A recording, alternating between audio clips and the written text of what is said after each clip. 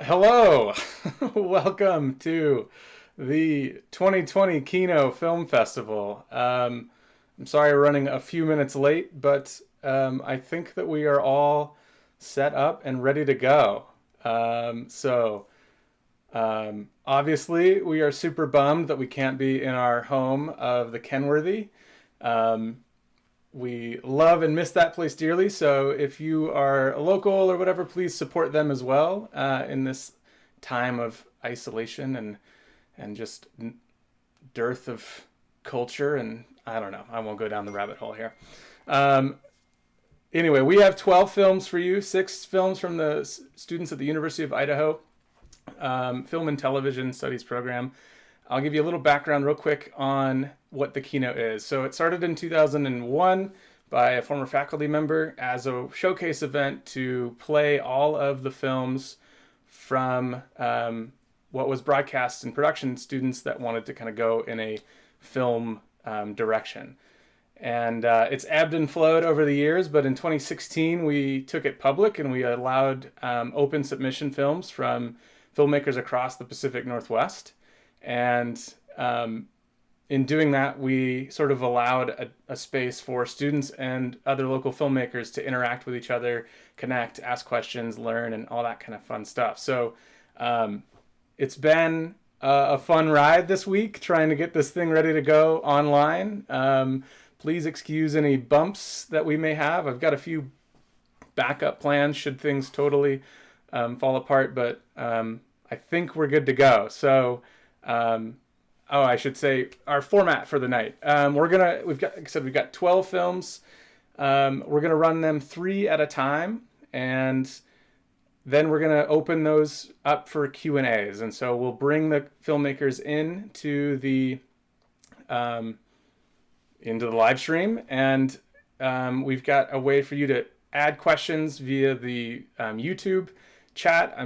So unfortunately, I haven't figured out a way to get that on the website, but if you find our stream on YouTube, you can add your question there. If you're watching on Facebook, you can add your question there, and we'll be sure to sort of pass those along to the filmmakers as they come up. So without further ado, let's get this thing going.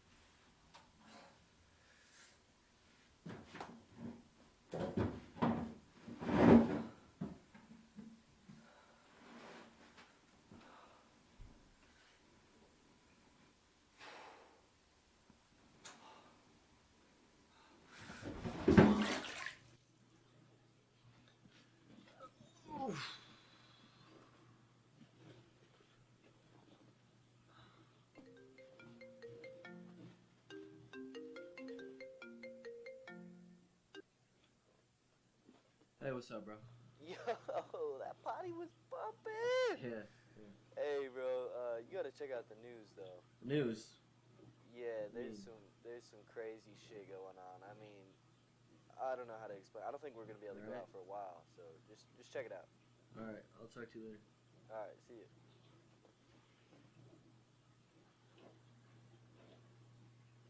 Steve Schul is expected to announce a stay-at-home order for the city of Durham this morning. The Bull City will add to a growing list of communities in North Carolina and all across the country that have implemented similar orders.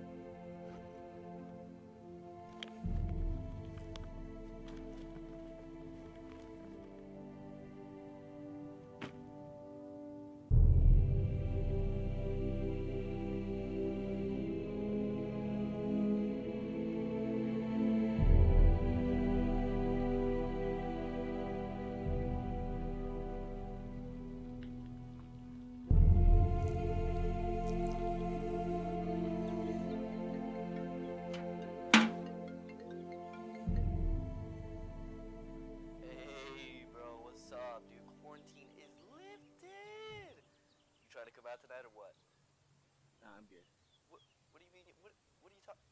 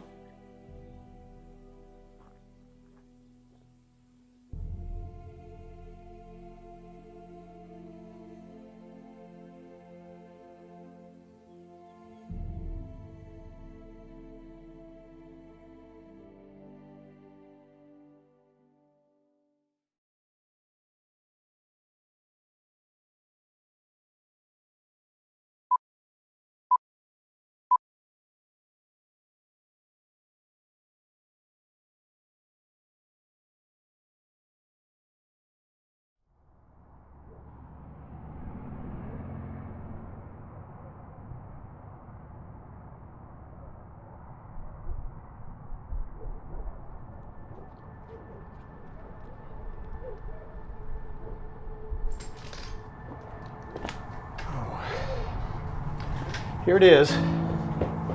Oh, dirtier than I expected it would be. It's a downgrade, I know.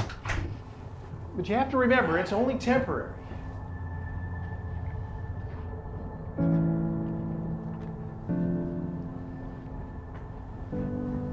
Anything around here halfway decent. It's just so pricey, you know? It's fine, Dad.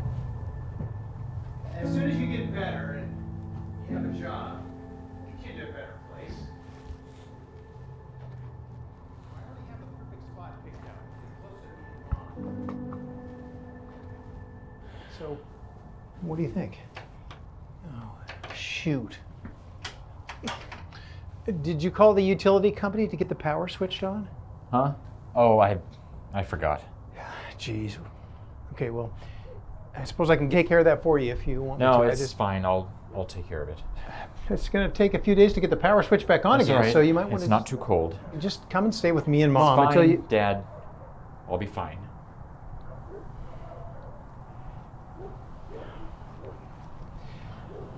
I'm sorry about the whole situation. Yeah, well, I put myself here. I just wish there was more that I could do. You're doing plenty. I mean, you know, You could help with a mattress. sure. You want to get the front end. I'm glad the sun came out today. It's a lot warmer than it was yesterday. All right, let's tip it up on the side here as we go in the door. There we go. All right, here? Yep. All right. Nothing to it. I can get you a frame and box springs tomorrow. In the meantime, sure beats sleeping on the floor. Do you have sheets and a blanket? Yeah, in my bag. Okay. Oh. It's your mom. Hey, hon. Yeah.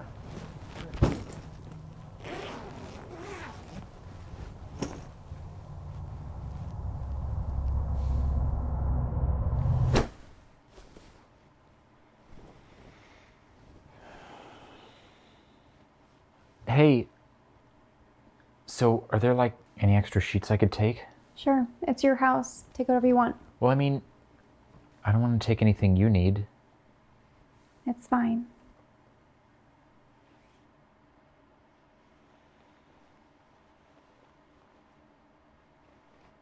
Here.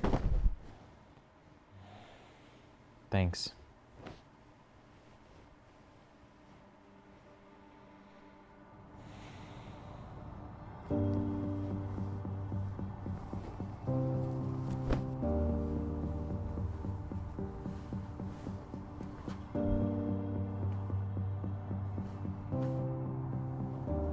Here's the last of it.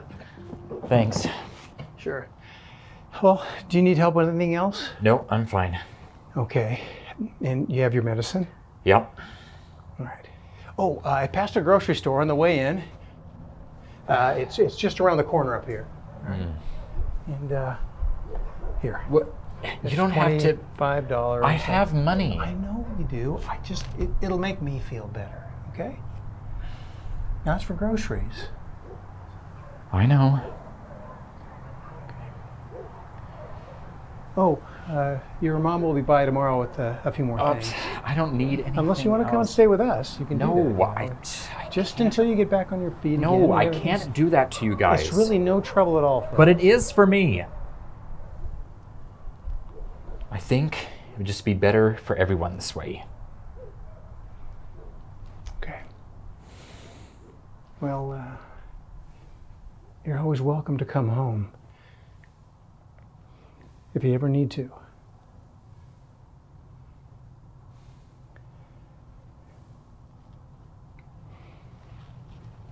Oh.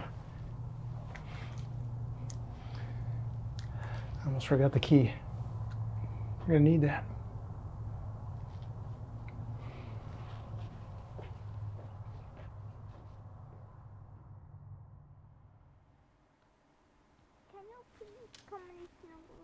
Okay, go get back in bed. I'll be there in just a minute. Bye, Thomas. Bye, Wolf too. Go. All right, well, I guess I'm going. Okay. I'm sorry. I know you are. I just wish that were enough. Are you going or not? Yeah. If you don't want to, we will. No, I was just thinking. What? Tomorrow, I'm gonna be somewhere else. By myself, in some small, empty place. And I just know that the first thing I'm gonna wanna do is turn around and come home. But I won't be able to because I won't have a home. You'll find another home. But you have to get better. I don't know if I can. You can. But you need help.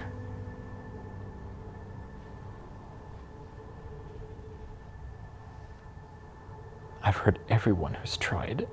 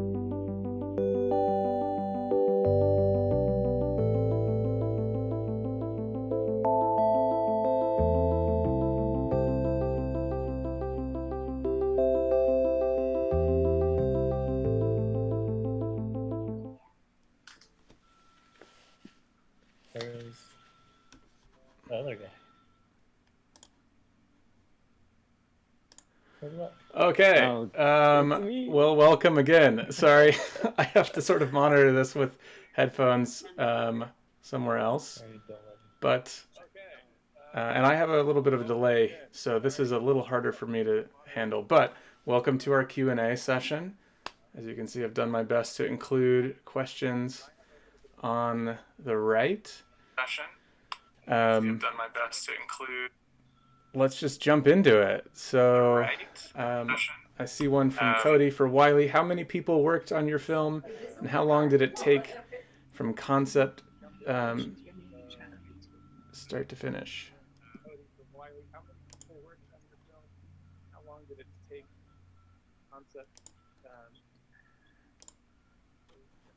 Let's see. So I would say at most it was about 3 people who worked on my film. A lot of the time it was just me. Oh, I can hear myself. Okay, hold on. Yeah, a lot of the time it was just me. But I had a couple of my buddies from high school kind of come in and just help me form the concept, because I kind of went to them and I was like, guys, I'm in quarantine and I need to make a film for the KINO Festival. And they were like, we got you. And they're two of the most creative, artistic friends that I know, and they really helped me every step of the way from concept to finish. But since it was kind of a weekend, and of course I didn't really expect them to kind of sit there and help me through every step of the way. So a lot of the time it was just me. I'd go behind the camera, I'd set the focus, I'd set lighting, and I'd run in front of the camera and record it a little bit, and then run back behind the camera and see if everything was right, and then I would just kind of hit record and do the scene. And it took me about, I want to say, a week from start to finish to film the whole thing. There was about 2 days of figuring out the story, the concept, about 4 days of filming, and then about 2 days of 2 to 3 days of editing in total.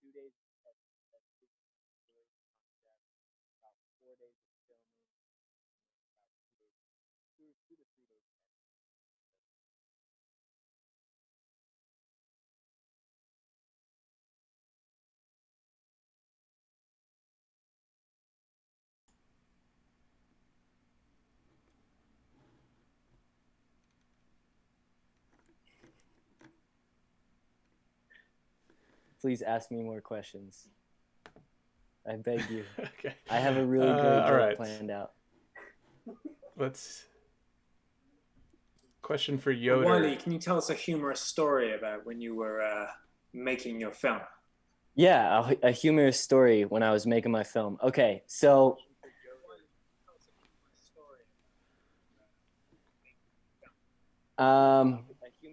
let's see. I'd say probably the funniest part about making this film was just how on the fly it was, you know. And when we were at the liquor store doing the whole flower thing, and I told my buddy, okay, I want you to stand here with the camera. I'm going to go up to the liquor store. I'm going to place these flowers next to it, and I'm just going to steal it. And if anybody kind of questions it, just pretend like we know what we're doing, right? And so we filmed that whole thing, and it was a little weird. It felt so weird just like going to a closed liquor store, especially in quarantine, like when nobody should be out. But I think the funniest part of it was breaking the flower painting over my knee, because we only had one shot at it, because we only had one flower painting that we were going to break. So I really had to nail that. And afterwards, my buddy, he came out with the comment. He was like, wait, I wasn't recording. And for a second, I lost my head, right? But he told me he was just joking, and we continued with it, and we got the shot that we needed. So, yeah. And for a second, I lost my head,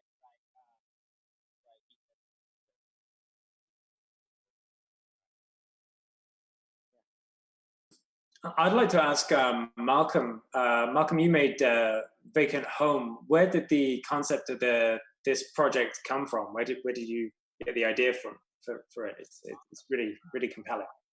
Yeah, thanks. And maybe I can answer 2 questions in one, because I see somebody in the chat, Cody, was asking about the character as well. You guys can hear me, right? Just your head nod. Okay. So the idea, okay, it's a little bit of a long story. I'll try to keep it short. I originally wrote a script that was kind of a TV drama length script, and I was excited about it. I was like, I'm gonna go out and film it myself. And then I realized that was much too ambitious.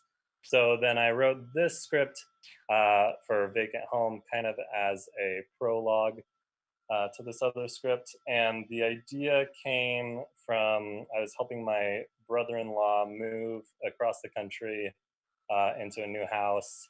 And we got there like really late at night, and we just kind of went, and we were in, we'd never been, we're all the way on the East Coast, and just moved into this empty house. And I don't know, there's something really depressing about it to me, even though I wasn't the one moving in there. And it was, it's a great house, and they're all moved in now and they like it. But just the idea of moving somewhere without having, necessarily seen it first, and not being able to turn around and go back, even if you wanted to, where you're kind of locked in. That's kind of where the idea was born out of.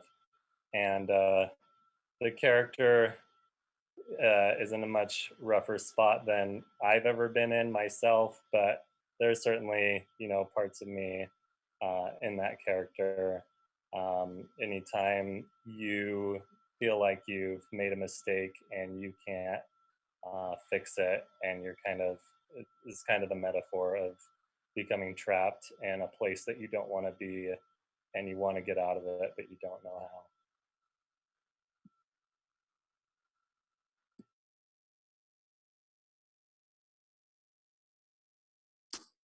That's awesome. Thank you so much.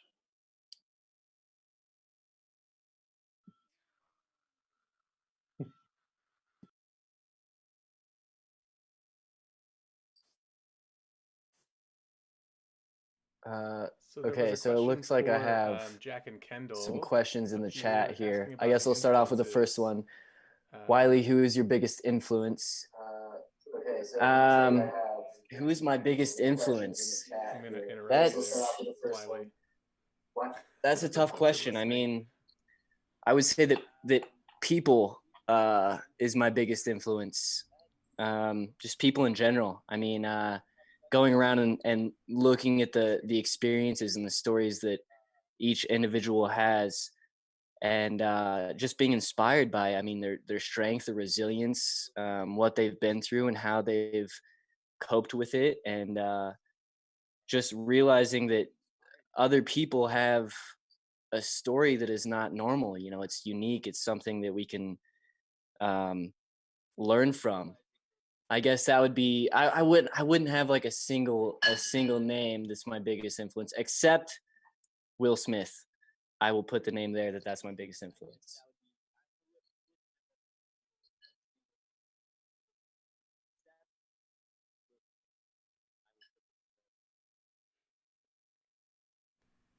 Nice. I'm seeing one question here for our so yeah, there was a film question Sell for It. Jack and Kendall. What or any specific films any that specific inspired films? art direction? We watched a lot of or not. Well, we looked at a bunch of David Lynch, kind of as an inspiration for the script as well as the filming of it. Eraserhead is a good film. Check it out. Yeah, I would say Eraserhead was probably one of the bigger ones. And select moments from Twin Peaks. Cody said The Lighthouse. We actually filmed this last spring before The Lighthouse had even come out. I would say they stole the idea from us, but they did it better. But yeah, so. I would say you could.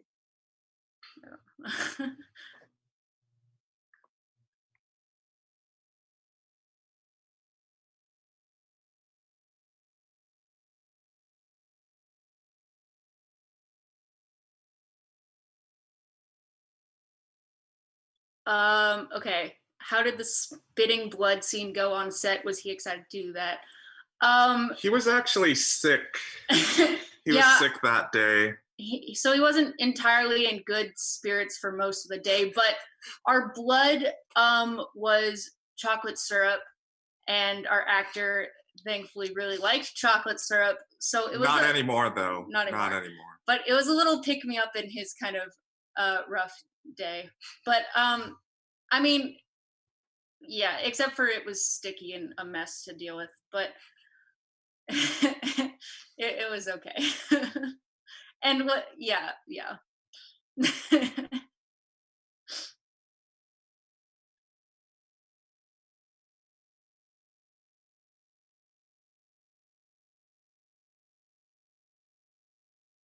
Yes, definitely working through the pain. Yeah. Lots of encouragement from crew and support there.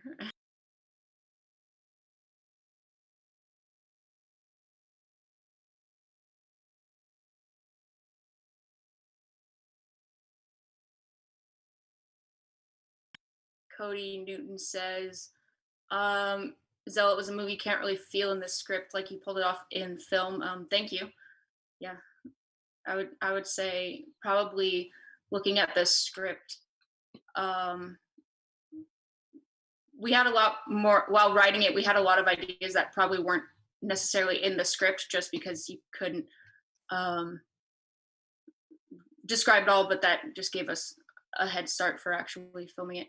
Was it imitating any real cult? No, it was not. But we did take influence from a lot of various religions and religious practices, as well as cult practices.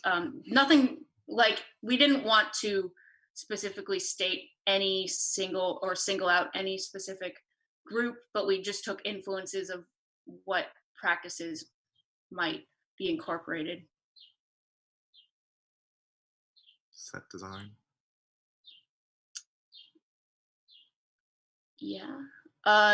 Dennis Paulson about set design. Was that for Zealot, or is that for a different film? Where was the cave? It's in Yakima. It's in Yakima Valley in central Washington area. It's a set of caves and a tunnel called the Twin Caves. It's actually currently closed and not public access anymore. Yeah, it's in danger of collapsing, so at least we got to be the last ones to film there. Yeah, okay. So Dennis Paulson was asking about set design for Zealot. Yeah, yes and no, in that it took a bit to collect together all the props and kind of figure out which ones we wanted to incorporate. A lot of looking at antique stores and thrift stores to find specific props, like the amulet that he carries, as well as the book. And we kind of went through different versions of like, oh, this one would be good, and like buying it and then finding a better one. Luckily, a lot of it was found pretty cheap. So. And then a lot of the outdoor areas were just all natural. Like the graffiti was there when we got there, and when you look at it in color, it looks so much different than in black and white. But I think one of the reasons we chose to shoot black and white was that it kind of distorts our world and makes all those like very contrasting colors all the same, so you kind of can just focus on the area and the textures and stuff like that. Touching off of that with the interesting setting and leaving graffiti or cleaning it up, the location actually, when it was open, used to be open for public access for art and whatnot, so all the graffiti and stuff was already there. We did not add any of our own because we didn't have any materials if we wanted to. But and running on time, we got to finish these shots. Yeah, our goal was to shoot a film, not add more art to the scene. So thank you. We used Sony FS5. I don't know. Yeah, it was shot on the FS5. We shot for black and white. We didn't shoot in color or anything, and decide to put a filter on it. We knew it was black and white from the start. But yeah, Sony FS5, Rokinon lenses. Yeah, Rokinon. It's been a while. So yeah, it was nice shooting for black and white because we could make sure the values were what we wanted them to look like in post. Let's go to I feel like people are asking a lot of stuff. Ask about other from Logan. I saw one question up there. If we back up did a the little bit man that what did the man do? Asking what did the man do to cause him to leave cause home? him to leave his That's home. a question I've gotten a lot. I didn't want it to necessarily be explicit in the film, but there are hints that he's got perhaps a substance abuse problem. And in the, like I said, it's kind of meant as a prologue to a bigger story, and that would come out there. But we don't know for sure.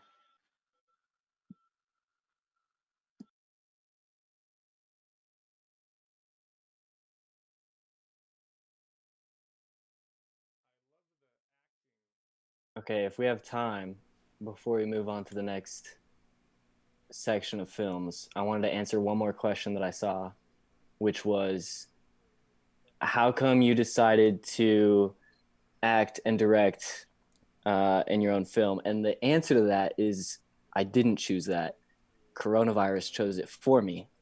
No, but honestly, it was after the lockdown hit, it was kind of scrambled to put together a film as fast as you can, and the fastest way to put together a film is to kind of do everything yourself. And I got acting skills, guys. I've got the skills, okay? So that's kind of why I did it too. Also, the last thing I would like to say before we move on is thank you, Mr. Doug Keel, my father. I love you. I do this for you. And yeah, that's all I have to say.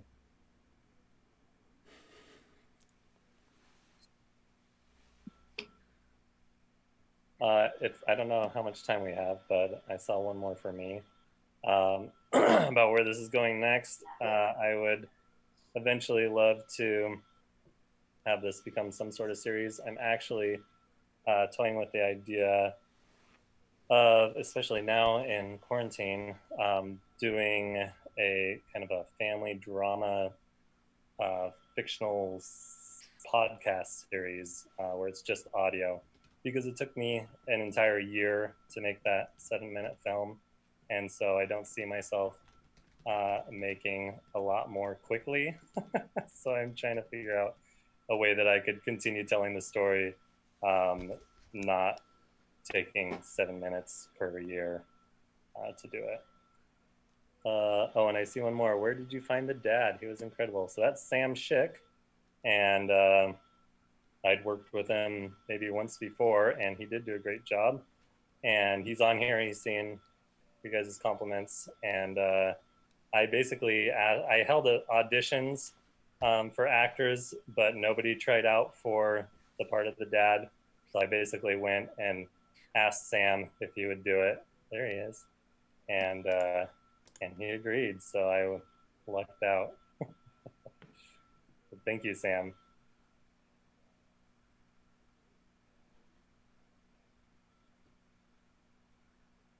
He's here in Tri-Cities if anybody wants to hire him.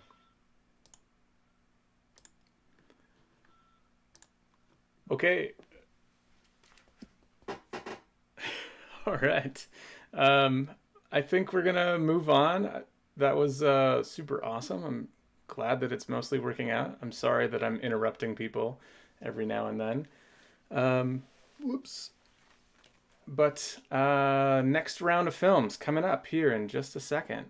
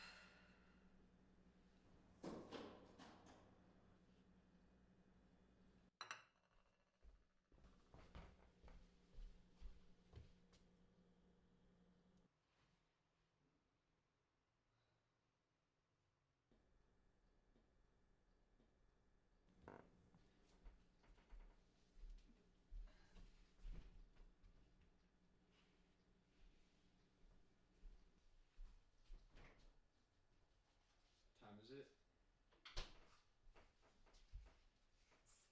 The fuck is this?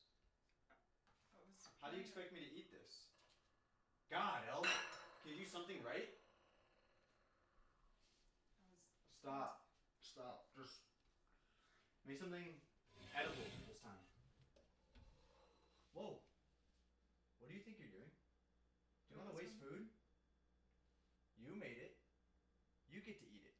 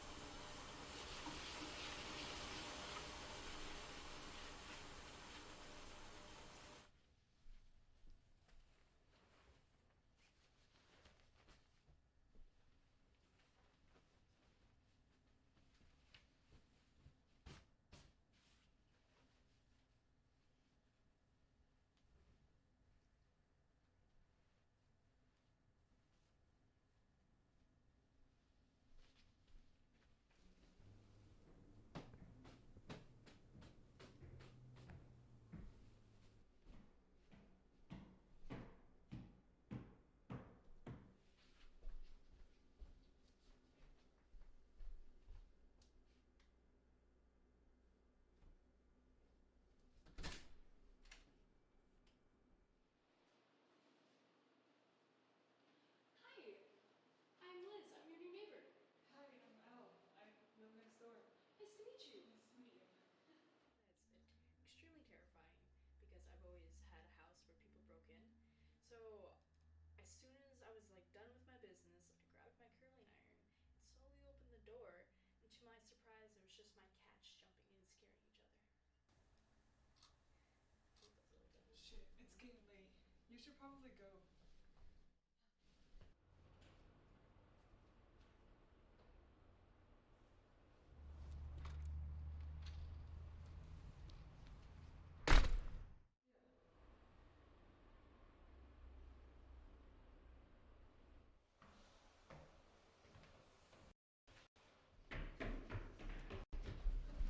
Hey, what do you think you're doing, jackass? Hey! Who the fuck was that? You know you're supposed to be inside the house now. Why did you go out there?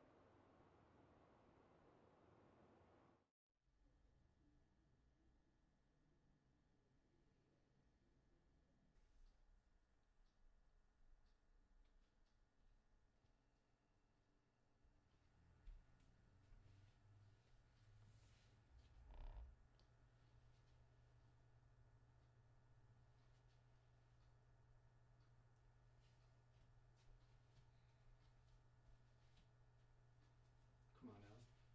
I'm gonna apologize.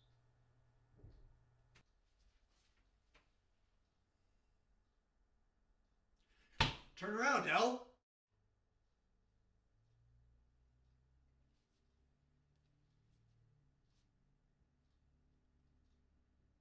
Look at me. Elle, look at me. Don't you ever brush me off like that. I'm the man of this house. I'm the provider. I'm the boss. I think I deserve a little respect. Don't you? Don't burn it this time.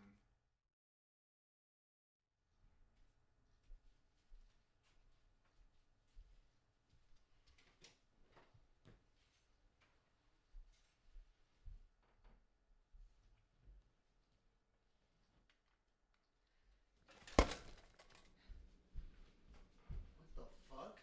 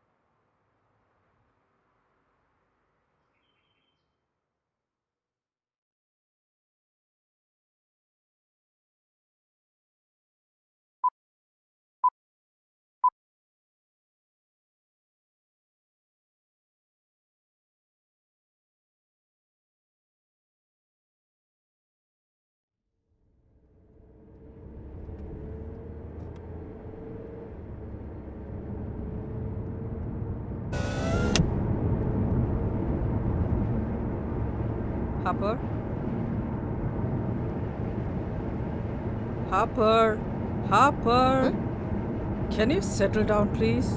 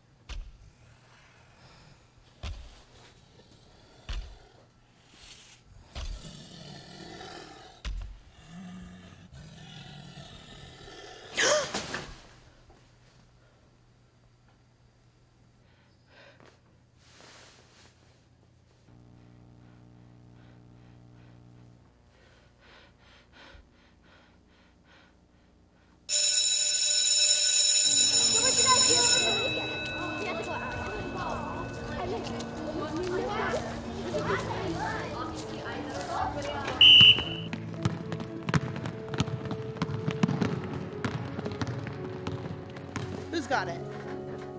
Oh, you guys are pretty confident. Okay, let's see. How about Lola? See ya.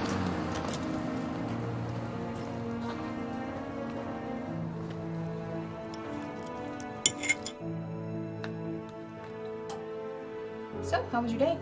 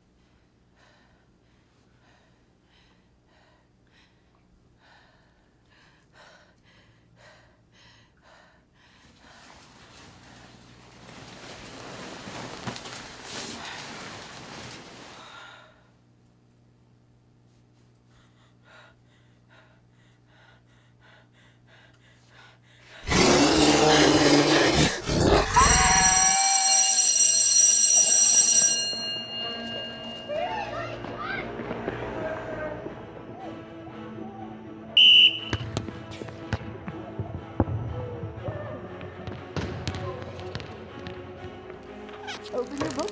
We are on page 23. La vida es here.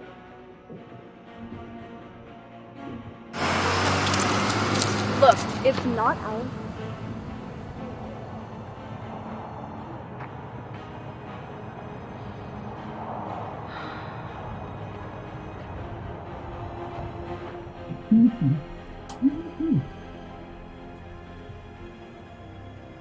Nathan, what's going on with you?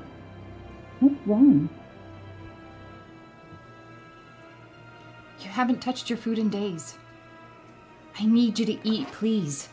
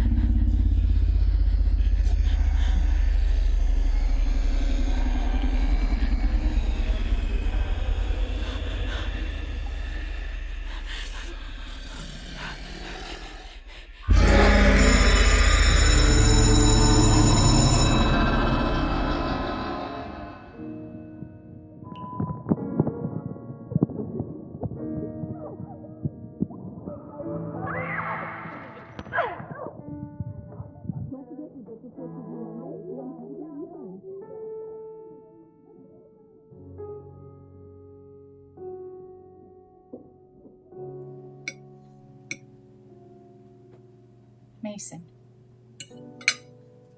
Mason, what's wrong? Mason, please talk to me.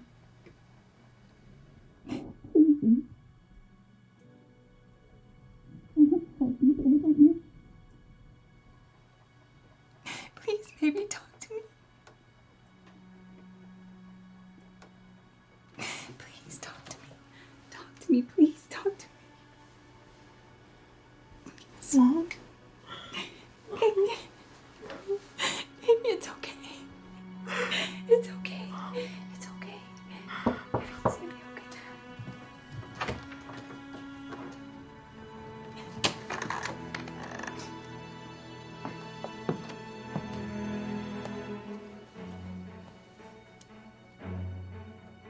In the name of the Father, the Son, the Holy Spirit. The Father, the Son, the Holy Spirit. the name of the Father, the Son, the Holy Spirit. In the name of the Father, the Son, the Holy Spirit. In the name of the Father, the Son, the Holy Spirit. In the name of the Father, the Son, the Holy Spirit. In the name of the Father, the Son, the Holy Spirit.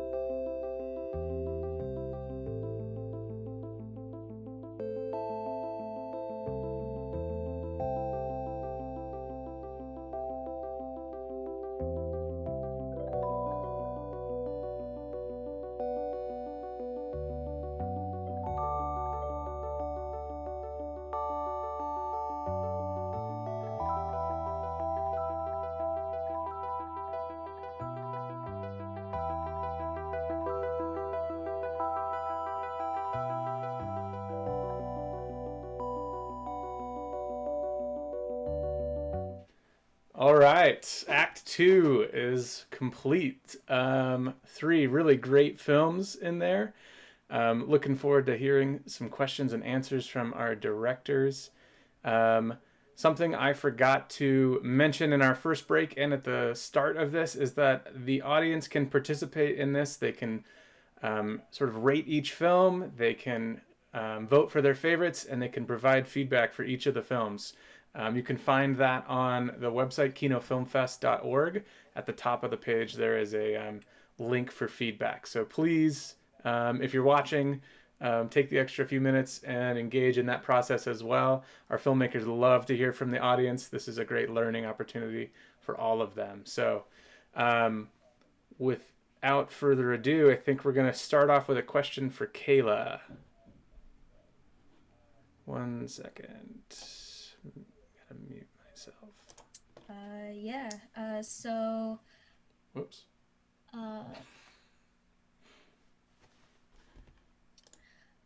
So I saw two questions. One from Ben, which was about the my inspirations and why I chose to make a film like this. Well, this was inspired by a true sort of event, not true to the sense where she ended up murdering him at the end, but more true in the sense of she was in a bad relationship, and she just told me her story about how she needed to get out of it, and she did eventually. Um, and so, yeah, and so this was inspired by that. And I chose to make a film about this, partly because I wanted to. I kept hearing stories about people who were in these bad relationships, and they didn't know what to do, and they were just like they felt stuck. And I just wanted to do something, and I got angry personally, and so I just wanted to put that anger somewhere. I wanted to be angry for them, so that's sort of like something that inspired me to do this. And a second question I saw was, how did I make the toaster smacks look so realistic? The first two that were the first one, where she hits him for the first time on the couch, we actually used a reflection in the TV so that he would know when her swing was gonna come. And then the second one was a simple marks on the floor so they knew where they'd stand so she could swing as hard as she could without actually hitting him. And then the ones on the floor, she hit into a pillow that we had, so she had something to impact, and then yeah, so she was just hitting the toaster into a pillow, um, and then we got the sounds from her doing that, and then also extra sounds of us smacking a different object with a watermelon and other sorts of fruits to represent like the head. But yeah.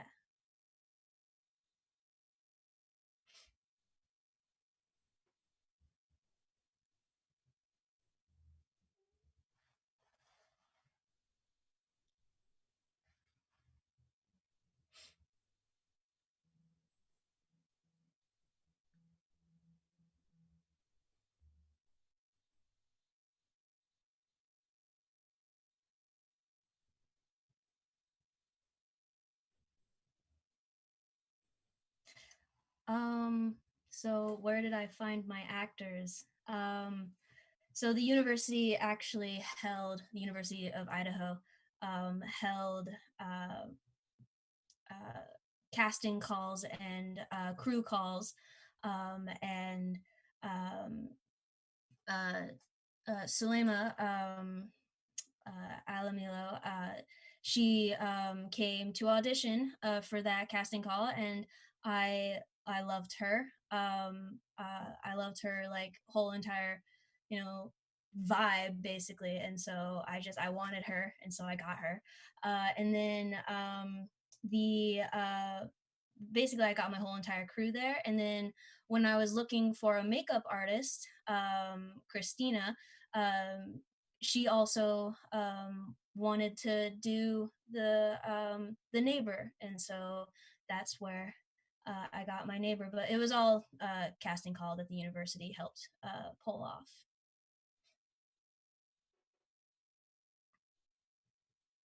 Yes, Salema is in the theater department, and then the male actor Connor, he is not in the theater department, but he showed up for the casting call, and I liked how enthusiastic he was, and even though he wasn't in the department, I thought he was good, and so that's I got him, and it all worked out. Everybody loved each other, and it was a fun vibe on set because we got to know each other really well. I wouldn't say the pandemic affected my film too much. I filmed I before the whole entire um, stay-at-home order, but the editing was affected by this stay-at-home order because I edit through the university's tools that they provide. And so I had to find a new method to edit everything, and that caused some emotional problems and maybe some financial problems. But in the end, we got it all done. But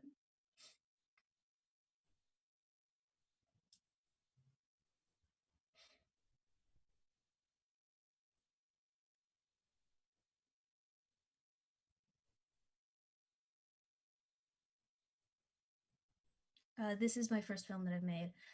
Well, outside of like little small films for projects for classes and stuff. So yeah. And directing Sulema was interesting. It was my first time directing somebody. It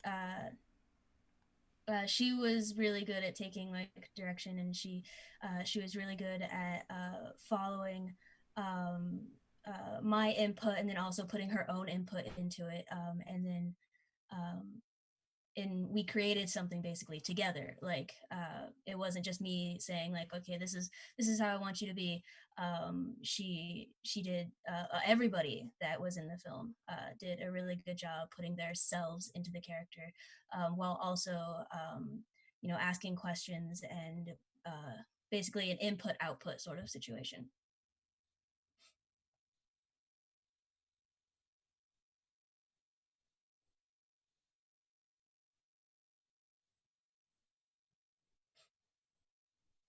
I think I'm done.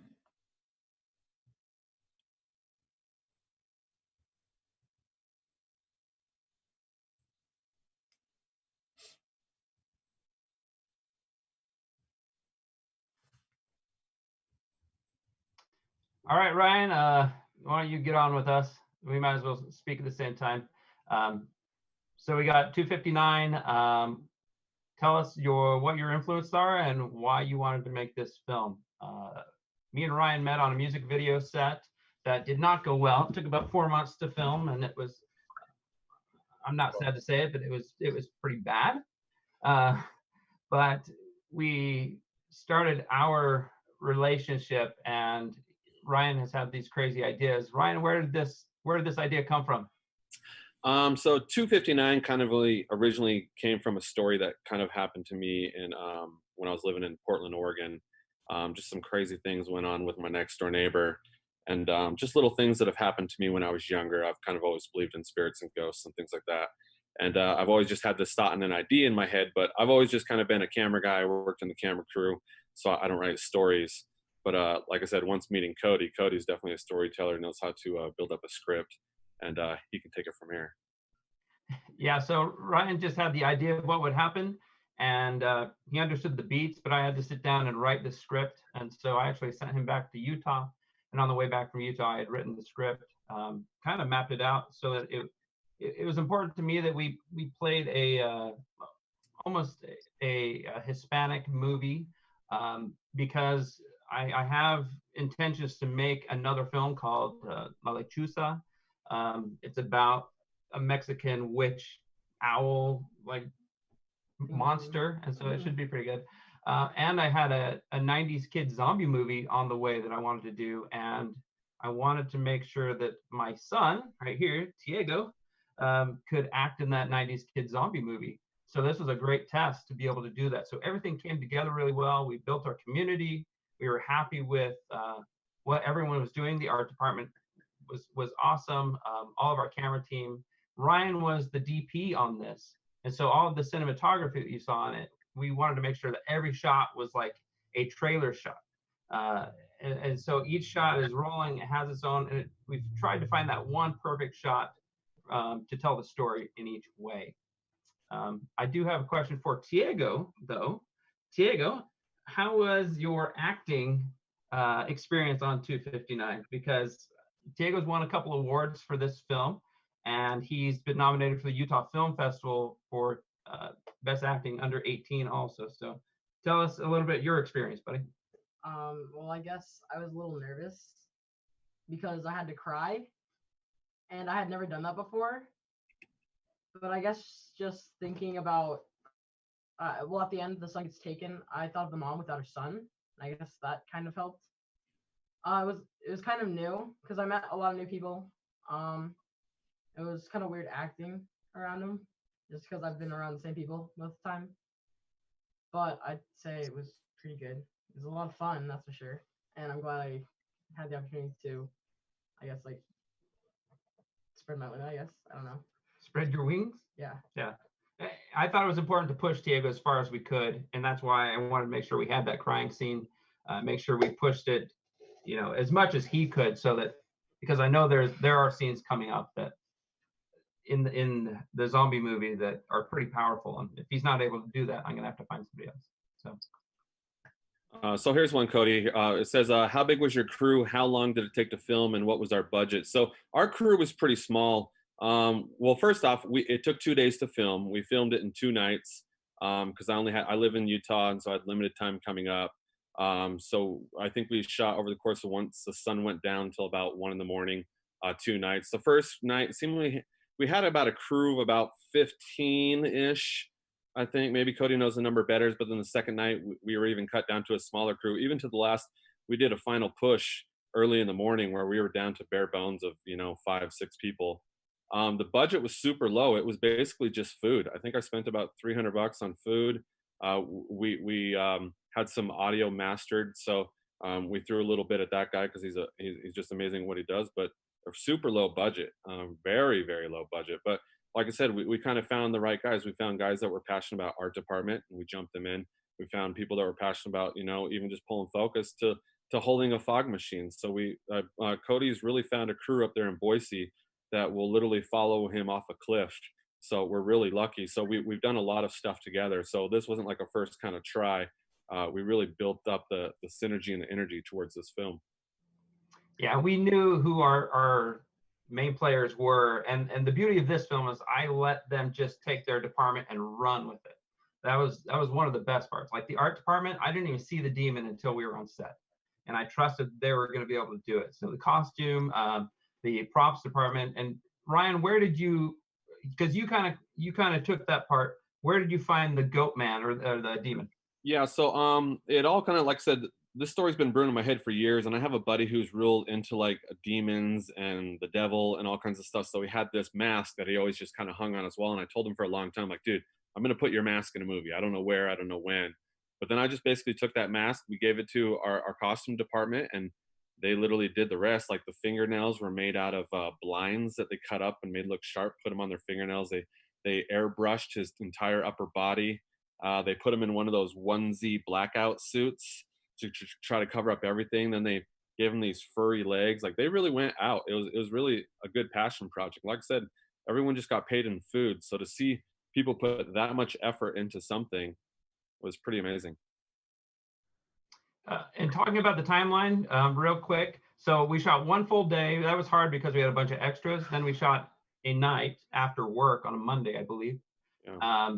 And then it was done, composed, edited, and created 2 days after that. So this really was only a 4-day project from production to the end of post-production, which is pretty awesome. But Ryan, somebody asked, can you briefly talk about how you were able to acquire gear from Ari? Were they shipped, or do you own the gear? It's all about the Ari. We love Aris with yeah, I don't know where I was going to, but anyways, Cody Newton. Cody Newton is his own like production company in Boise. This man has everything. I don't know if he wants to tell you a little bit about how he dived into getting this kind of equipment, but remember, everybody, we started small. Like it's funny, I'm a DP guy that doesn't hardly own any equipment. Down here in Utah, we do a lot of projects where we rent stuff, but Cody up in Idaho has everything, and I'll let him talk about that. So we actually used the RE Alexa Plus. It's kind of like the classic. It's from 2013. It's from a while ago. It doesn't shoot 4K, it shoots 2K. But I bought this camera to be able to create something that the goal of all of our stories is to not impede anything from distracting them from the story. And the RE look is what films are made with. And so I thought if we wanted to try and go win festivals, or we wanted to try and make an impression so we can create better things later, I knew RE just spoke that language. And so I went out, I think it cost, $8,000. So it's not like a crazy camera or anything like that. And I've kind of been building my other stuff also. And I bought it because I knew in 2 years it wasn't going to depreciate. And so I could just sell it for $8,000 in 2 years after I'm done with it, after I've done all these short films and sent them out to festivals and stuff like that. But I kind of like it. I like that camera. And I like sharing it with other people. So if you do need to borrow it, let me know. I'll come shoot for you.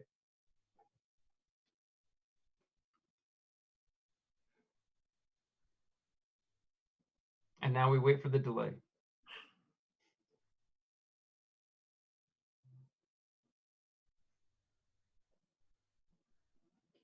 What is the cat doing?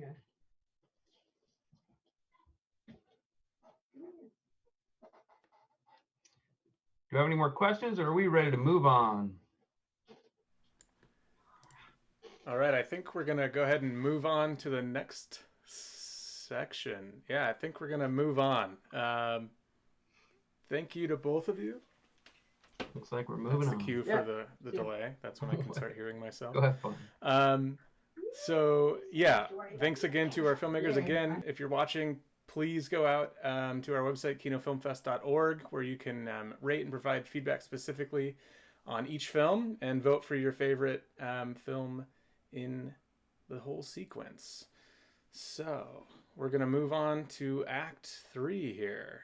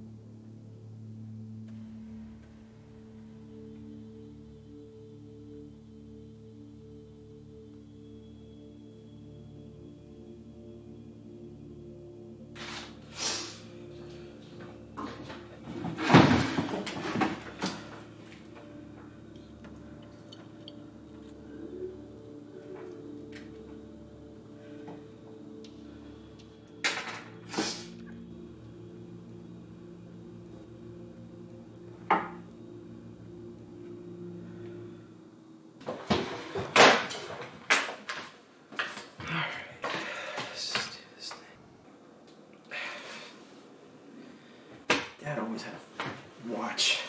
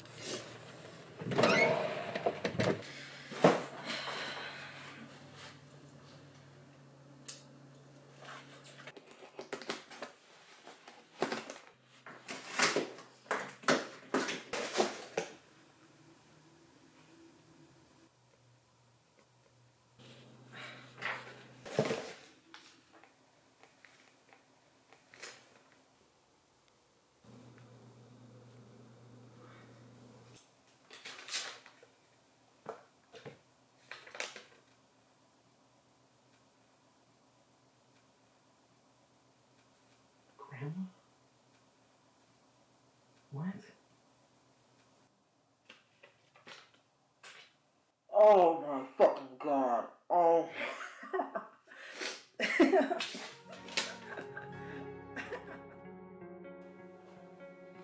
turn toward me and look so weak. I've never seen you with such tired eyes. And everything we said we'd be, we just traded for a suit coat and a tie.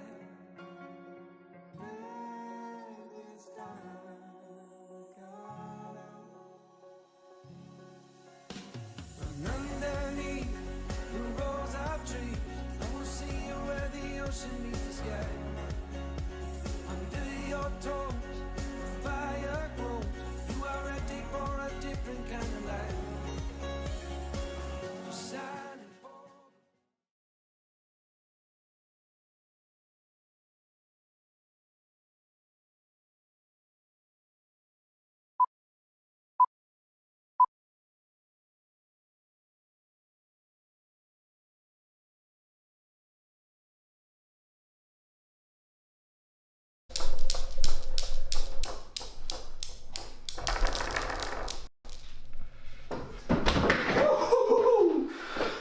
I'm so sorry I'm late. First day, got the jitters, you know how it is. Oh man, I am so sorry I'm late. First day on the job and I'm already messing up. Stupid. My name's Chris. I know you're probably confused right now. I mean, I know I was when I was in your seat. Yeah, so, where am I? So basically, this is heaven. You died, and this is like heaven. Should we check on him? No, he does this all the time. I'm gonna get a Capri Sun. This is heaven? Well, sort of. This is like the waiting room for heaven. I'm just here to break the news and ask a few questions before I send you up to the big man. So you're just like the gatekeeper or something? Well, actually, I'm an angel, but yeah. And I died? What happened to me? How old was I? Is my family okay? Who's feeding my cat? Is Loki okay? Hey, slow down. Hey, let's take it one thing at a time, shall we? Jokes get a little old. Yeah, he's doing this longer than usual. I'm gonna get another Capri Sun. How old was I? How old are you now? 16. So I died at 16? Was I sick? Was it some sort of freak accident or something? CJ, calm down. I can look it up right now, okay? Guys? Oh, sorry, you want one? No! He's not breathing! Here we are. It says you died eating a poisonous salamander. Ouch, what a way to go. Oh, I knew this would happen! If you knew what happened, why didn't you stop him? Because I wanted it to be raw. Hey. But salamanders aren't poisonous. Well, that's not what the files say. Oh my gosh, my mom's gonna kill me. Can you do anything? Please, man, you gotta help me. Chill, man. Everyone has their time. You think this was my time? You think I was meant to 16 and die a stupid death? Well, you should have thought about that before you went around eating newts. Salamanders! My mistake. I was gonna do so many big things. Please, you have to help me. Let me go back. I'll do anything. Please, it's not right. I can't go out after just eating a stupid salamander. CJ, I just don't know if I'm allowed to. I'm dead. I know. I can make a call to the big boss and maybe we can work something out. What do we do? Do we shock him? Do we pee on him? Do we CPR? Don't worry, guys. I got it. It's raining. Chris, sweetheart, how's the new job going? Hey God, it's going good so far. I have the 16-year-old kid here. He died and he wants his life back. I didn't know what the protocol was. Oh yeah, he's totally free to go. I don't care. Oh, he's just free to go? Hey, CJ, looks like you're free to go. I'm gonna do it. Tongue or no tongue? No tongue! Oh, wait. If you give him CPR, you'll die too. Anything for a friend. Thank you so much, Chris. Thank you. You've done so much for me. Hang on, what happened to the kid anyways? Was he sick or was he in some terrible accident? No, he ate a newt. He ate a newt. It was a salamander. Oh, no, my mistake. It wasn't a newt. He ate a salamander and then he died.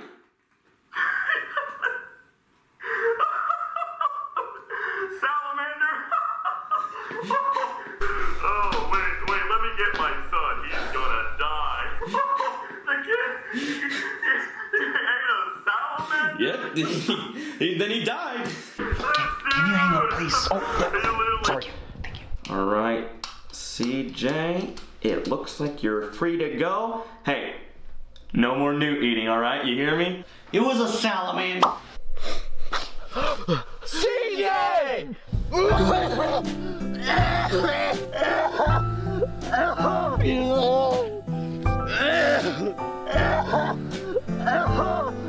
There's so much.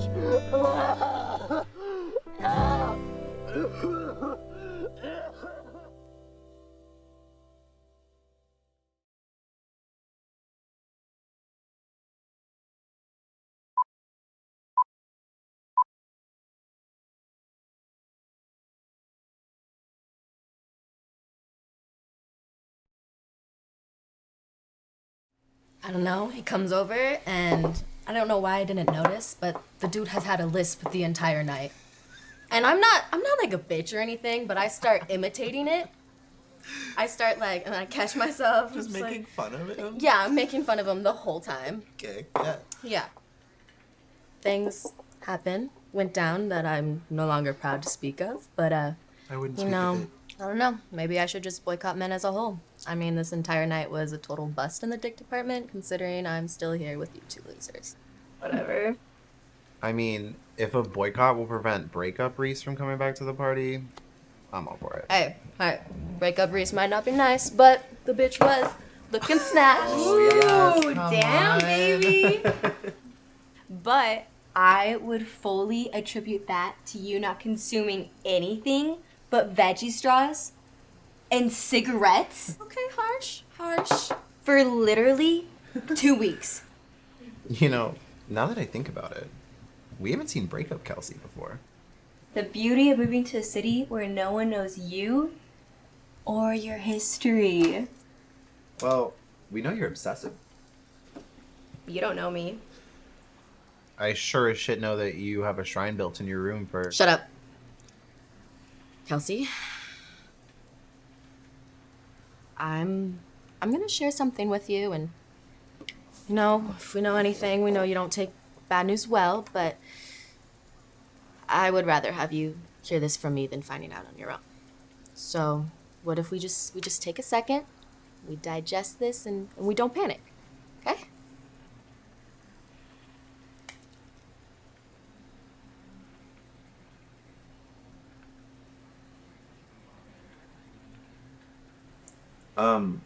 What's going on?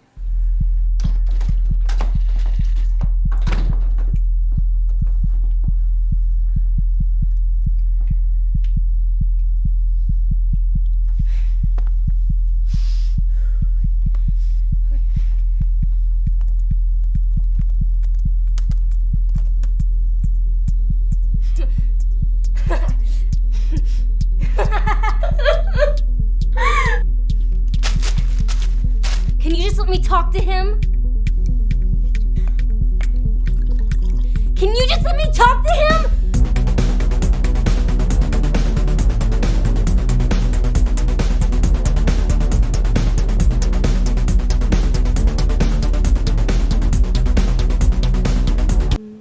This is a guided meditation for getting over a breakup. Find yourself a quiet space and take a moment for yourself. Let's start by taking a deep breath in through your nose and out through the mouth.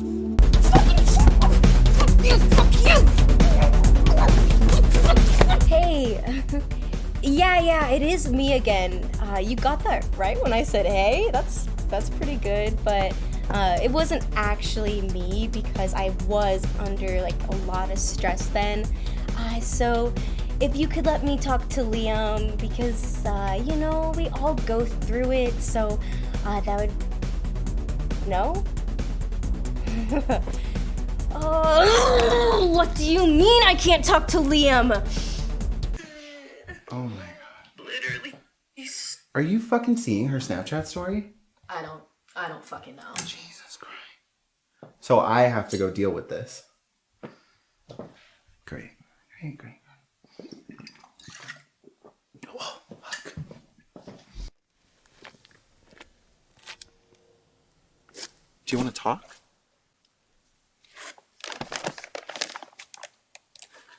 I'm fine. Jesus Christ. I mean, I'm your best friend and I didn't even know you had a boyfriend. They were some of the first people who ever told me I was beautiful. That I didn't need to wear makeup because I am beautiful. First people. Multiple. Okay. No judgment. I mean, you know I dated that married couple last year, which we don't need to talk about. But I don't think any guy is worth all of this shit. Fucking assholes. Fucking assholes. Me? No. All of them. They're a bunch of fucking assholes, you know? They had something so good, so successful. They were so happy. And you know what they did? You know what they did? What? They fucked it up. They fucked it up. Okay. Yeah.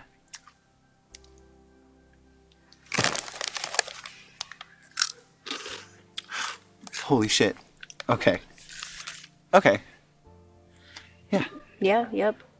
Do you know where the scissors are? No. Okay, yeah, never mind. I'll be back later, maybe.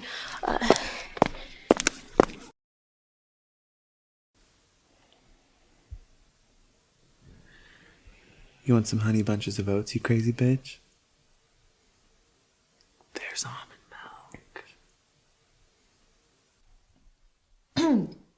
Those are lovely. Mm-hmm. Yeah, I don't think it's funny. No, nobody's laughing. Mm-hmm. What? I think you forgot one. One? What? Ooh.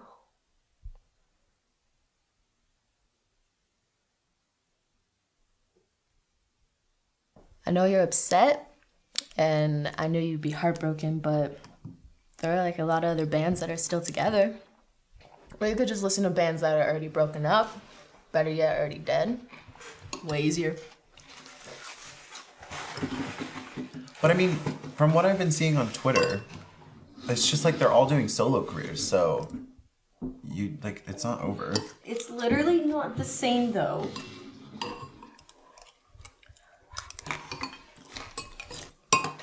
It's not the same.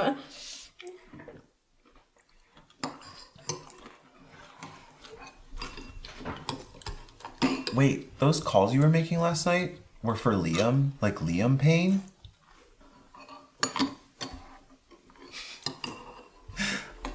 You fucking amaze me sometimes.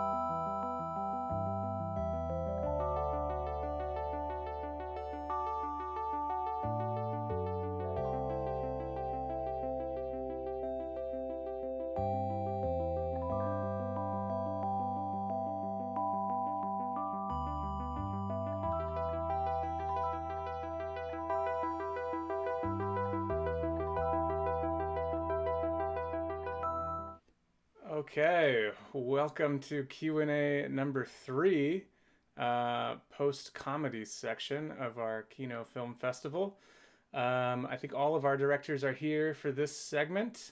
Again, I'm just going to plug the online voting and feedback portion, so please go on to kinofilmfest.org and submit some feedback for all of our filmmakers. It's really great for them to kind of hear some feedback straight from an audience. With that said, I'm just going to throw this off to the first question I see. For Emily, what are your goals in the filmmaking world? Your work really stood out and the acting was very fun.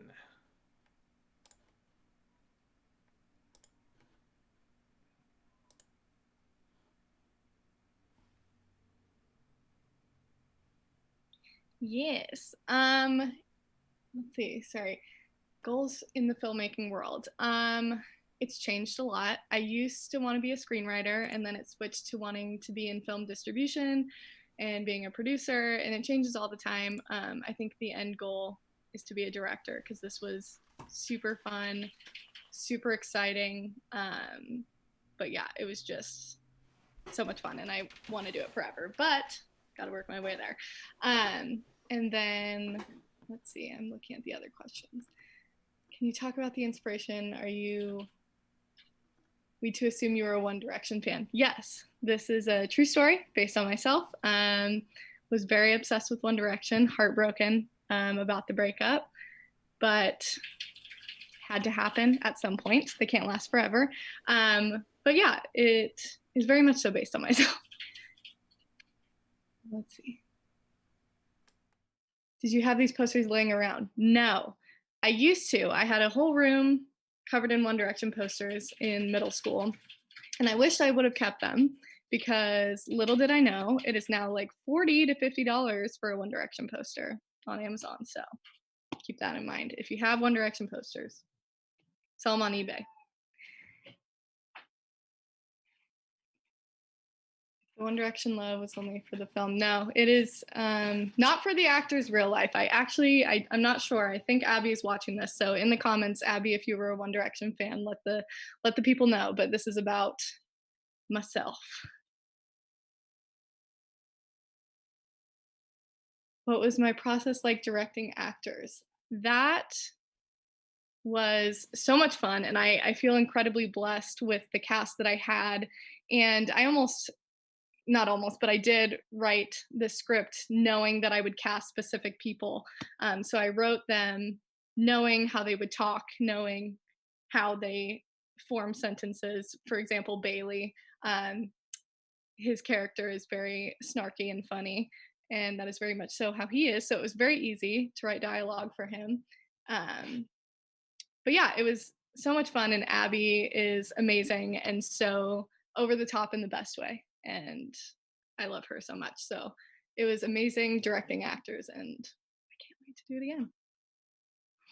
Talk about filming in multiple locations. That, if I had done it with less people, because I did have quite a hefty crew, not huge, but bigger than I thought I would, I think it would have been much more difficult, but because we had a lot of gear. But I had my crew, and that was amazing. So, but it was fun, and I feel really lucky to have had the diner location, and it looks really unique, and I was super excited about it, and to be able to have that space all to myself and not have to wrangle around like other people in the restaurant, and that I had it all to myself. That was really awesome. Let's see. How long did the breakup take to make? I shot it in 2 days, which was pushing it, but it worked. And it was like the week before everything started shutting down. So I felt really lucky. But yeah, it took 2 days. And then the day that I got back from shooting, I had a cut done of the film. So, and then I just kept editing until today.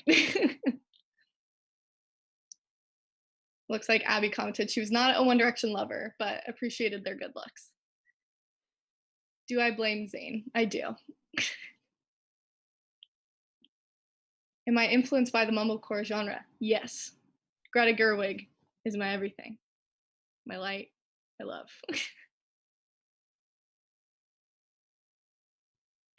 Yeah. What camera did you use on the breakup? I used the Blackmagic Pocket Cinema camera 4K with Rokinon lenses.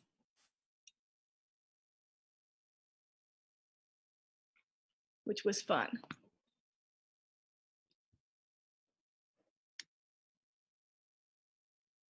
Is it true there were craft services during your filming? There were. Thanks, Mom. That was very lovely. The lovely organic gluten-free snacks for everyone. The best. Love you, Jamie.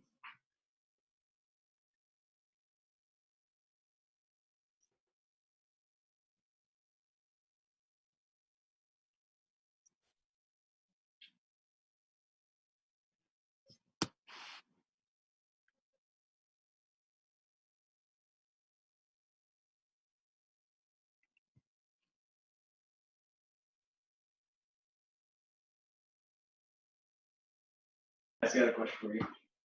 Okay, I guess I could take over unless Emily's. Take over. Okay, I just don't know when to come in here. So I got a question or two about how I came up with this idea. So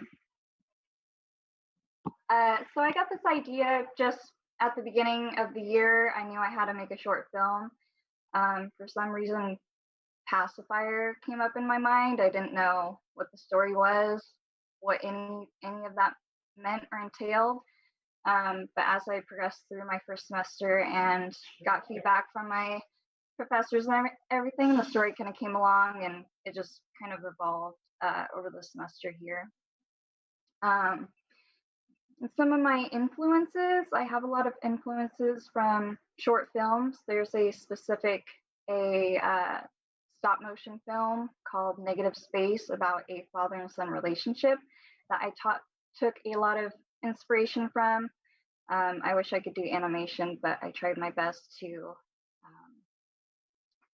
try and base my film off of those inspirations there.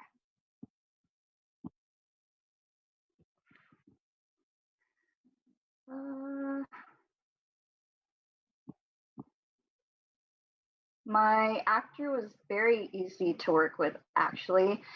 I don't have a lot of directing experience, that's for sure, so it was definitely frustrating for me to direct my actor, and my actor was kind of unsure how to be directed.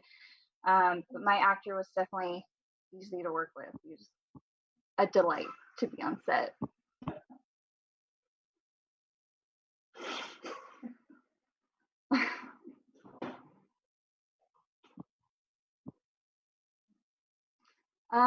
And I think the most stressful part of the filmmaking process is, I guess, just doing it all the day of when you start filming everything and you think it's going to go easy and you have everything planned out and everything good to go. And then once you get on set, everything is not good to go.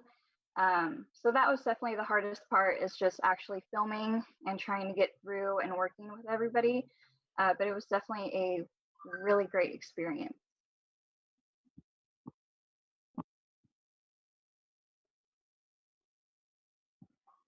I did not shoot the film myself. I had a director of photography, Thomas Troxel. He was a great help. A lot of the shots were his idea, and I'm very thankful for that. I think he really did help my film turn out pretty well. And my next project, I have no idea. I've definitely been stressed out about this film and getting this done and presenting it. So unfortunately, I haven't been thinking about that, but I will be seen again, I'm sure.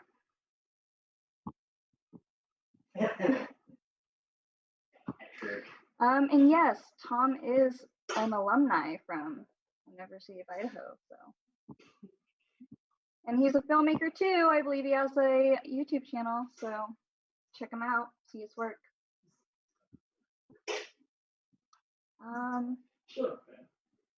But I think that's it for my questions, if I can pass it off.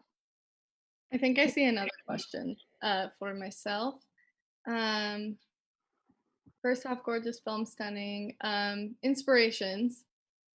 As I said earlier, Greta Gerwig, very much so a big inspiration. I'm wearing my A24 sweatshirt, so literally any A24 director. Love Ari Aster. My main focus when I was going into film school and when I was in high school, and still now, even though I've fallen a little bit away, was horror. So Ari Aster is someone that I've looked at like a lot for inspiration, but horror should probably be my next short film that I do, or feature, who knows, speak it into existence. And then greatest challenge you faced during the entire creation process. I luckily did not face a lot of challenges. I think it was just the whole pandemic, and not being able to do reshoots. There were a couple things that I wanted to get, but it's not bad for the greatest challenge, so it was good. But it looks like that was my last one. All right, I guess that we'll take it from here. Hi, I'm Thomas Eisenhart. This is my brother Jack Eisenhart. Hello. And we're the makers of The In-Between. We got a question for the Eisenhart brothers. We all wanted to know where you found that great colorful room. Originally, we wanted to get an all-white room, but we couldn't really find one. But we ended up stumbling across this colorful room, and we thought that also worked for the vibe we were going for. So it worked perfectly, really. Apparently, we filmed at CJ's house, who was like the main character, and his brother had just recently bought that house, but apparently they used it for like a yoga room, the previous owners, which made sense to me, I guess. Yeah. Was that a pet salamander? No, it was not. We have a pond right next to our house, so we kind of had to have an animal wrangler on set that kind of trained the salamander for us. We really only need it for one shot, though. But no salamanders were harmed at all. We got it for the shot and then put it right back in the pond, so yes. It was safe. And we got another question. How much of that was scripted and how much was made up on set? I'd say a lot of it was scripted, but we did leave a lot of room for improv, just to, all of us to riff on set if we wanted to. But we tried to limit ourselves to writing it because often we do a little too much improv.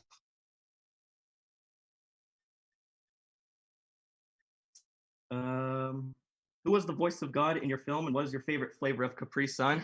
The voice of God was actually me. What we did is we recorded my lines first, and then I believe we had a track running where I'd kind of look at it through the peripheral vision of my eye to see where the spaces were, and that's where I would say my line as the angel. And my favorite flavor of Capri Sun is what was it called? I think it's just fruit punch. Yeah, fruit punch. That's what we were rocking on set that day, and they were all gone by the end of the day. Yeah, they were. We got a question about what the writing process was like. We made this back when he was in high school and I was in he was in college, I was in high school, and we were 3 hours away from each other. So we just basically opened up a Google Docs where we'd both write it and throw our ideas at each other. I'd write a joke, he'd write a joke, and it would go back and forth.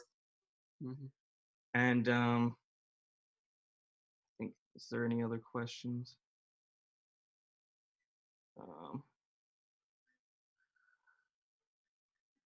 Yeah. Thank you. Thank you. Thank you for the time.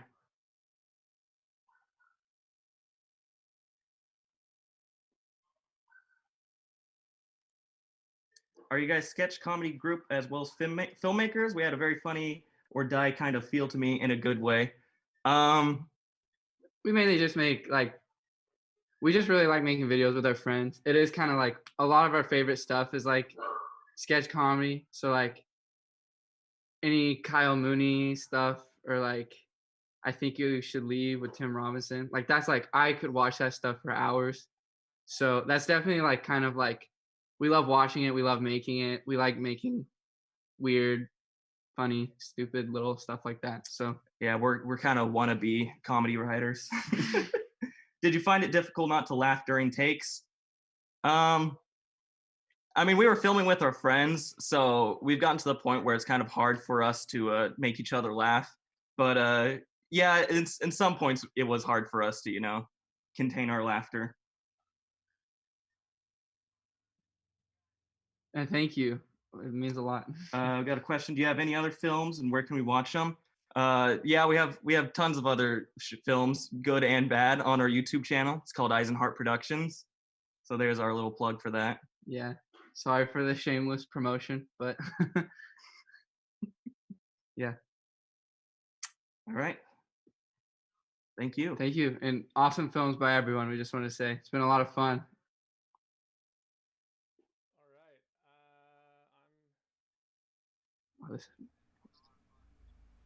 Sorry, guys. I'm gonna step We in, will. and we're gonna move on to our last segment Any of the aspirations night. to be something?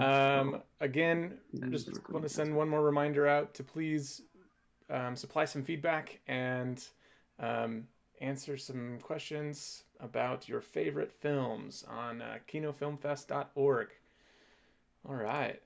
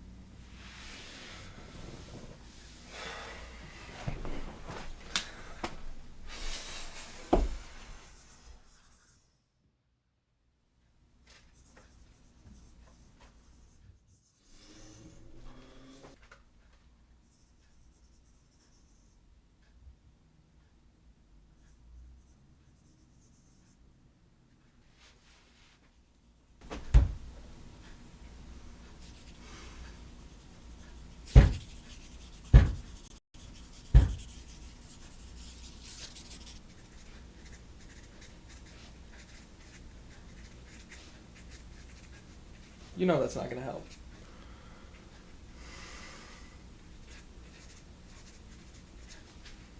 Okay. Have it your way then. I'll still be here. Talking. Waiting.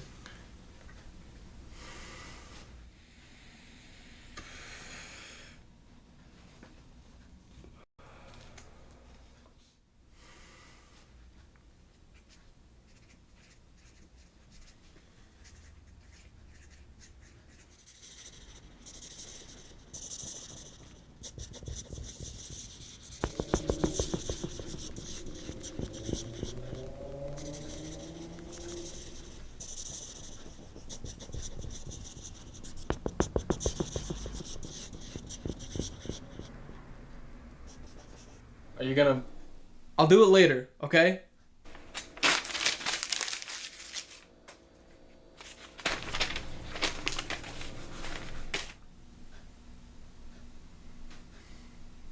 What should I say? I don't know. It's up to you. Are you me? That's not the point.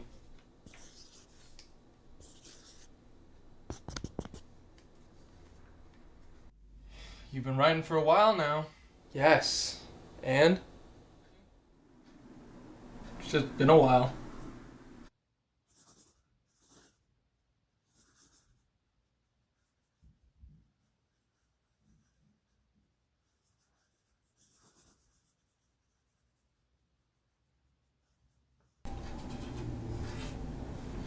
So, what are you gonna do about it?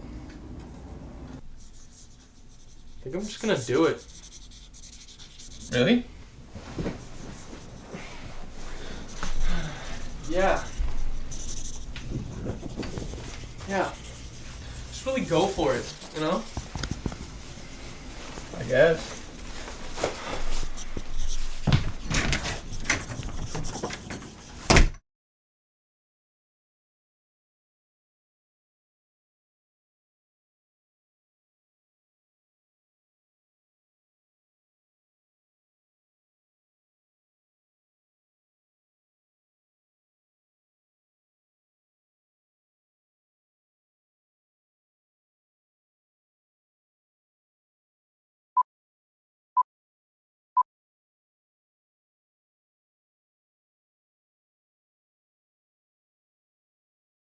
If anything kills over 10 million people in the next few decades, it's most likely to be a highly infectious virus rather than a war.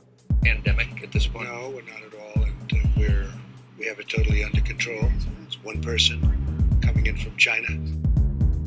We're not ready for the next epidemic. Now, it's very hard to find what exactly the stock market's reacting to, except for its own weakness, and it's feeding upon itself right now. It's a virus, I get it, like, I respect it, but at the same time, like, even if everybody gets it, like, yeah, people are gonna die.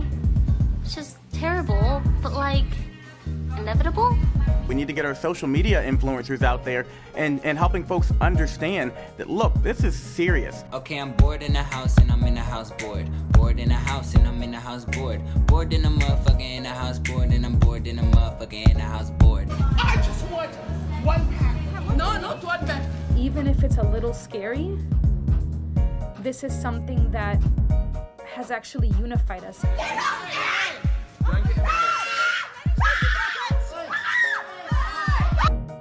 Very well under control. We have very little problem in this country at this moment. Well, experts have warned the odds of a possible recession have increased.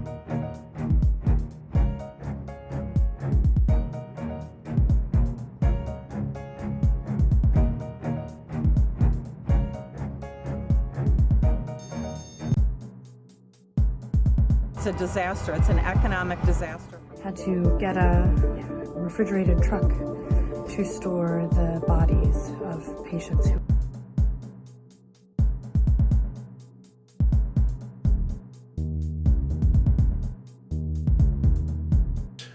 Relax. We're doing great. It all will pass.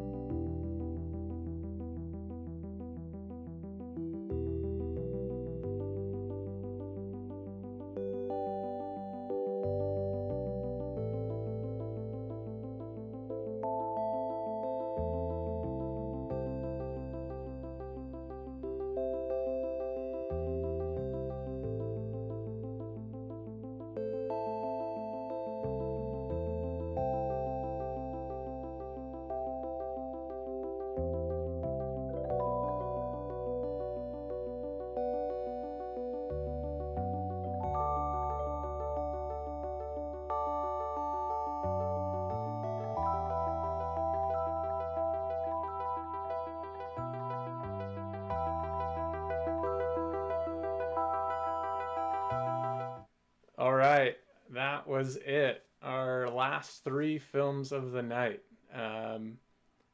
We are so thankful for everyone joining us. We have our last Q&A session. Unfortunately, Robert, the director of House of Joy, was unable to join us tonight. But we have Christian and Jeremiah, so I'm going to get out of the way and let them jump in here.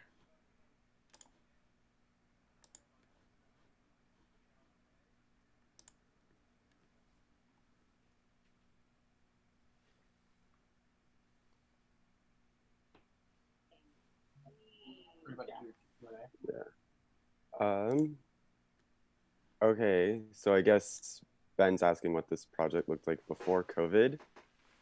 So it was originally an entirely different script. I had a couple of actors lined up, and it was kind of supposed to be this kind of cutesy little love story blooming into kind of the forming of a relationship type little movie. And obviously COVID kind of came in and happened, and everything kind of went out the door. So this film came about in a speed writing session about 2 days before I shot, and the shoot itself only lasted, I think, about 5 hours because my actor had to go back down to Boise. So it was a real kind of rush job. But now before that, I hope it would have been a little bit bigger, multiple locations in interior and exterior, but it is what it is, and I'm still super proud of him and what we did that day, so I'm really down for that. Cody's asking how it was filming one actor for two roles. It was actually really nice. I've worked with Amir before. I've acted with him. I've directed him a little bit, so we're good friends. We knew each other pretty well, and I gave him the script, and he was super down, super willing to work with me in our tight little schedule in my tight little apartment, and basically just trying to figure out the language to use for him that we kind of learned as actors together was super helpful for me to be able to direct him. So that's it for me. Jeremiah, do you want to take over? Yeah. Cool. The first one from Crystal. Basically, I just went through like what I'd see on social media, TikTok, Facebook, what people were posting and stuff, and then I went through a lot of news because at the time when everything started, I was like staying with my aunt and uncle, and they watch a lot of news, so I just kept seeing that, and I was like, okay, I'll just go try to find some of those clips I saw, but there wasn't really anything specific I was like looking for. And then editing process. Yeah, so there was nothing I really had to teach myself for it, but I did definitely have to like definitely remember things that we were taught and like things that Kyle had shown me earlier in the semester and things like that. There was definitely a challenge at certain times for that. And then yeah, there definitely was a tone. So for starters, like one of my big inspirations is Dave Chappelle, and if you don't know him, he's like a comedian, and he's like tends to have like a darker sense to his comedy, and like I wanted people to be able to watch this and like be a little panicked, but at the same time kind of laugh about how ridiculous at times this moment can come off and things like that. So yeah, there definitely was a tone of like humor and panic I wanted to get off from that.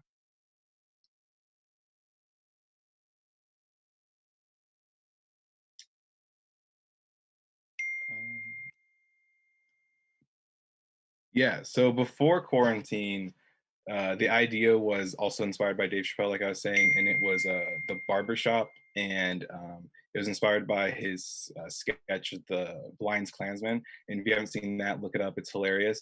And essentially, my script was going to be this white male wakes up one morning and he's black, and then he needs to get his hair cut.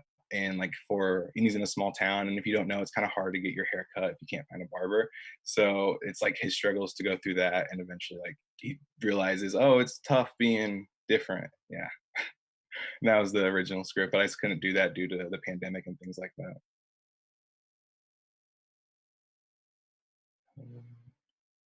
that. Cody, no, this was the first time I've done anything like this, and I was excited to do that because I like wanted to experiment with this more, and I think it turned out well. I definitely want to give more things like this a go in the future.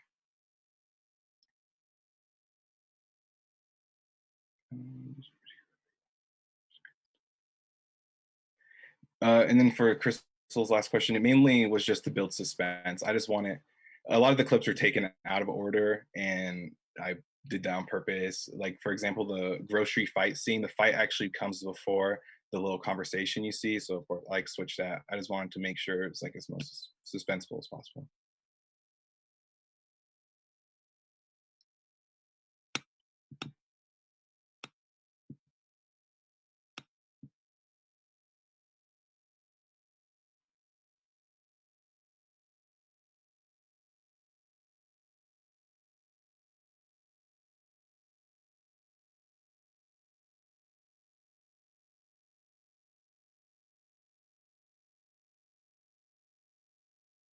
So in the pipes, that was actually milk. If you don't know, due to the virus in America, they've had to cut like the milk shipments because like So people in the don't need as pipes, that much. was actually Oops, milk. one If second. you don't know, Yeah, so that's what that was. That's them having to get rid of their excess milk because no one's drinking it. Like schools being cut closed had to cut that back.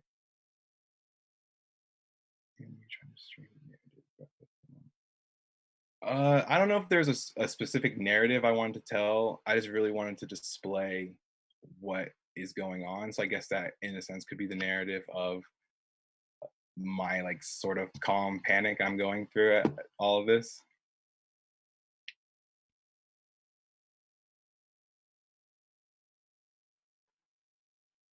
Yes, Autumn, I definitely plan on doing that barbershop one. I have two actors who are definitely interested in doing it, and I would love to make it happen with them. And we're going to try to figure something out.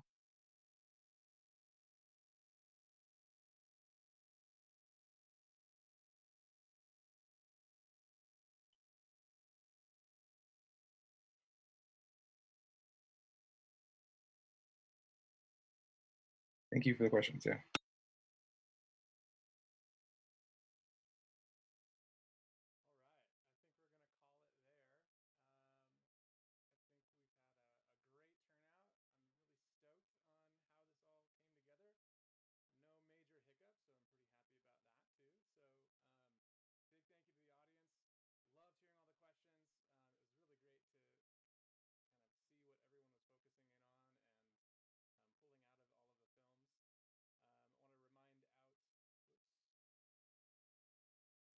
Thank you.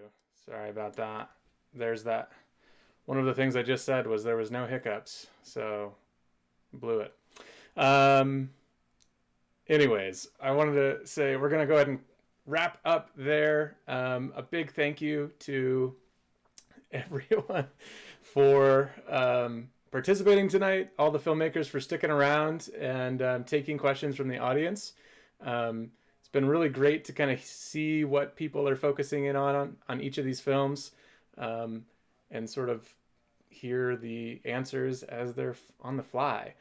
Again, I want to throw another chance out for the voting. That was a really terrible sentence.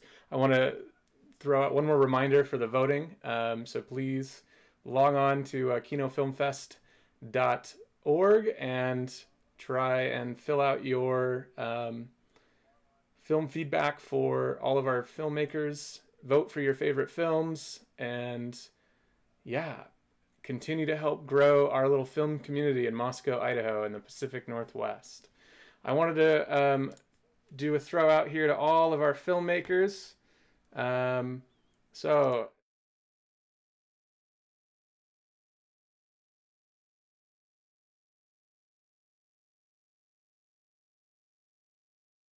It would be, but thank you all so much for tuning in. I love you all so much. We appreciate the support. Thank you all for coming out. We love you. We appreciate the support. I love you all so much. We appreciate the support. Thank you. Thank you. Thank you all for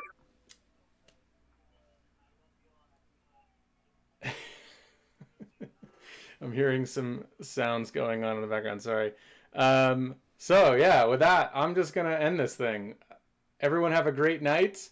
Stay happy, stay healthy, and we'll see you next year. Hopefully in Moscow, Idaho, at the Kenworthy. Thanks again.